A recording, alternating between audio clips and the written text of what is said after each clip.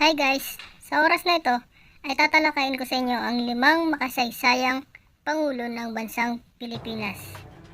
At una sa ating listahan ay si Emilio Aguinaldo. Siya ay pinanganak noong March 22, 1869 sa Kawit, Cavite. At siya ay naging Pangulo ng Pilipinas simula January 23, 1899 hanggang March 23, 1901. Ngunit bakit nga ba nakasama si Emilio Aguinaldo bilang isa sa mga naging makasaysayang presidente ng bansang Pilipinas? Una, siya ang pinakaunang naging presidente ng ating bansa at siya rin ang pinakabata na pangulo. Siya ay isang revolusyonaryo, politiko at isang general. Nang mamatay si Jose Rizal, siya ang namuno sa katipunan upang labanan ang mga mananakop sa ating bansa. Siya ay lumaban sa 3 digmaan. Una ay sa Philippine Revolutionary at sa Espanya. Pangalawa, sa American-Spanish War. At sa pangatlo ay sa American versus Pilipinas. At naganap ang Pact of Biak na Bato, isang kasunduan ng Espanya at Pilipinas na itigil na ang digmaan at bibigyan ang Pilipinas ng pera kapalit ng pagsurrender ng mga armas nito. Ngunit sa halip ay ibinili ito ni Emilio Aguinaldo ng mga karagdagang armas dahil sa tingin niya ay trinatraidor lamang tayo ng Espanya. At makalipas nga ang 1 taon ay sumiklab ang digmaan sa pagitan ng Amerika at ng Espanya. At dito na naganap ang Treaty of Paris kung saan ay ibibigay ng Espanyol ang Pilipinas sa Amerika kapalit ang 20 million US dollar dahil sa mga naipundar nilang istruktura sa loob at kabisera ng Pilipinas. At dito na nga nakamit ng ating bansa ang ating kalayaan noong June 12, 1898 nang iwagayway ni Emilio Aguinaldo ang ating bandila sa Kawit, Cavite.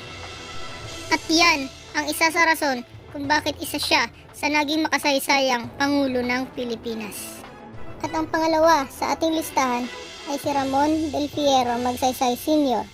Ipinanganak noong August 31, 1907 sa Iba, Zambales.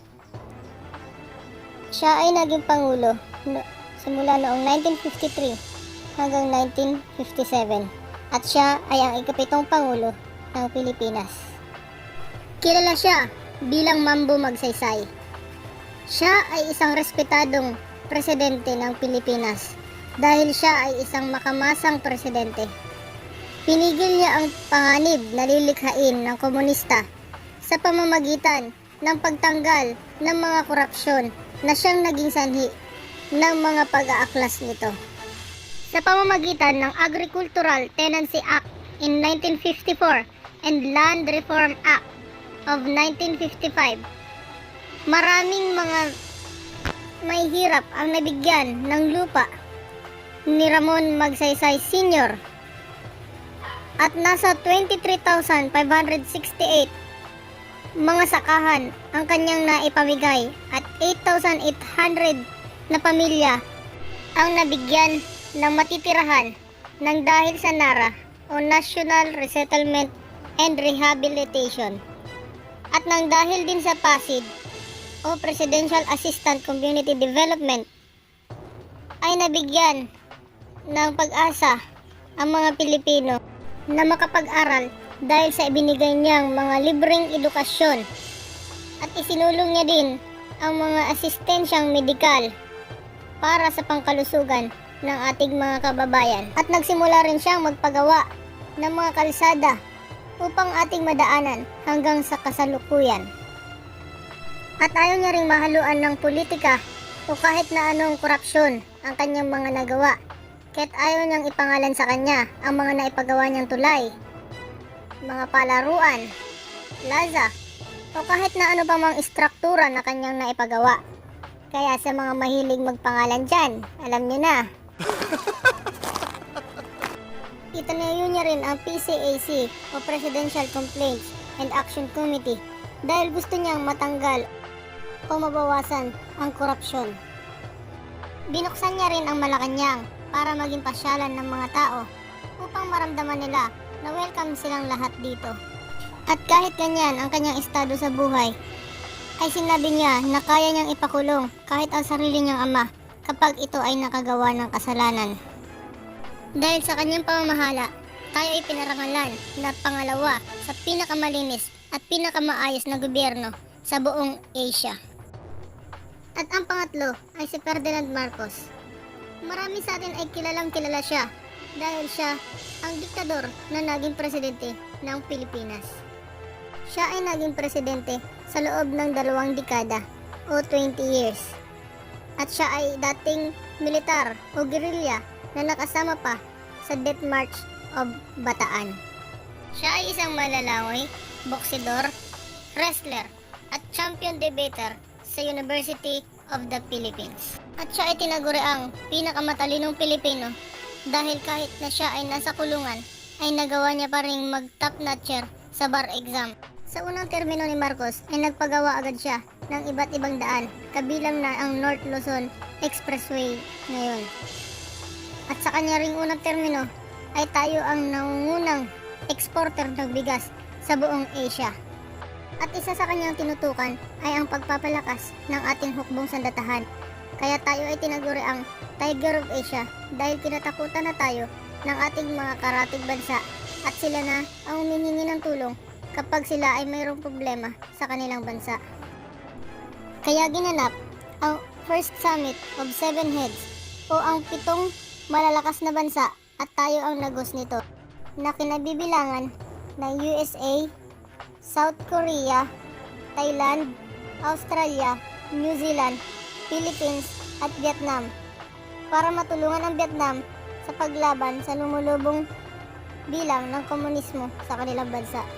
Si Marcos din ang nanguna sa pagbuo ng ASEAN o Association of Southeast Asian Nation na kinabibilangan ng Indonesia, Malaysia, Thailand at Singapore. Ngunit nasubok rin ang katatagan ni Marcos sa kanyang ikalawang termino dahil lumabas na ang mga kabi-kabilang mga rally dahil sa pag-recruit ng mga komunista at ang iba rin ay ang mga oposisyon na gusto siyang pabagsakin. Dahil dito tinarget nila ang mga estudyante at ang mga manggagawang Pinoy na walang trabaho na kanilang isinama sa rally upang siya ay pababain sa pwesto. At madami ang na-recruit na mga estudyante ng mga komunista kaya ito ay ikinabahala ni Marcos. At noong 1972 ay ipinatupad ni Marcos ang martial law upang mapangalagaan ang mga tao sa kabila ng banta ng mga komunista at upang maibalik muli ang bumabagsak na ekonomiya ng ating bansa. At dito na nga nagsimula ang bisyon ni Marcos na ang bagong lipunan at kanyang kinumpiska ang mga businesses na pagmamay-ari ng mga oligarchy o ang samahan ng mga mayayaman na tao at ng mga mistisong Chino na siyang kumukontrol ng monopolyo ng Pilipinas. Ang monopolyo ay ang kontrol ng supply and trade in industry o mga serbisyo sa ating bansa. Dahil sa kanyang ginawa ay kinalaban na siya ng mga mayayaman at ginamit nila ang mga telebisyon at radyo upang siya ay sirain. Kinuha niya ang mga private na lupa at sakaan at ipinamigay ito sa mga mahihirap. At kinontrol din ng gobyerno ang mga business ng mga oligarchy upang ito ay magamit para sa maproduktibong ekonomiya ng Pilipinas. At ito nga ang ginamit sa pagpapatayo ng mga mahahalagang istruktura sa ating bansa na ating nagagamit hanggang sa ngayon. At ito ang mga naging simbolo ng economic prosperity ng bansang Pilipinas sa panahon ng panunungkulan ni Marcos, bagamat umutang din siya sa ibang bansa para matustusan ang paggawa nito. At ang kahuli-hulihan niyang naipatayo ay ang nuclear power plant para sanang matulungan ang mga Pilipino na magkaroon ng mababang elektrisidad dahil ito ay ginagamit upang mapababa ang consumption ng energy. At syempre, ito rin ay isang kagamitan para ipagtanggol ang bansa. At ang pang-apat sa ating listahan ay si Corazon Juanco Aquino siya ang pinakaunang presidente na babae sa ating bansa. Siya din ang tumapos sa 2 dekadang diktadoryal ni Ferdinand Marcos. At dito naganap ang EDSA Power Revolution at siya ay tinulungan ng mga Katoliko, ng mga madre at ng mga Armed Forces of the Philippines upang mapababa si Marcos. Ibinalik niya ang demokrasya ng Pilipinas at ginawa niyang libre ang edukasyon para sa elementarya. At ang pangalawa niyang ginawa ay ang pagbawi ng sinasabing nakaw na kayamanan nila Marcos at ibalik ito sa bansang Pilipinas. Karoon din siya ng usapang pangkapayapaan sa Mindanao kaya nabuo ang Autonomous Region of Mindanao. At pinaalis niya rin ang base militar ng Amerika sa Zambales at Pampanga. Ginawa niyang private ang mga kumpanya na hawak ng gobyerno at ibinukas niya din ang merkado ng negosyo para sa lahat ng gusto mag-invest, maging banyaga mo nito o Pilipino. Pinasa niya din ang Republic Act 6657 o tinatawag na Comprehensive Agrarian Reform Law para matulungan ang magsasaka na magkaroon ng hanap buhay. Ipinasara niya rin ang nuclear power plant ng Bataan na hindi pa nagagamit hanggang sa ngayon. At ang panghuli sa ating listahan ay si Rodrigo Roa Duterte. Siya ay naging Pangulo ng Pilipinas mula 2016 hanggang sa kasalukuyan.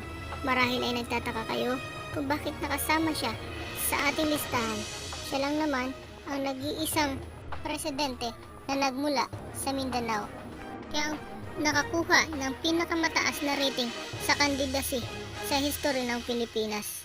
Dahil nakuha niya ang respeto ng mga OFW at ng masa dahil sa kanyang pinapakitang tigas o tigasin dahil inaasahan ng tao ang isang malakas na presidente.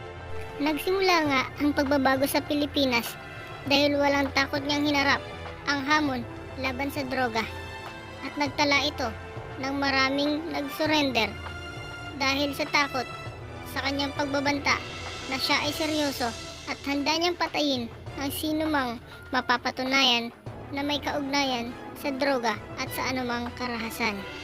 Sineryoso niya din ang pagsugpo sa graft and corruption sa ating sistema.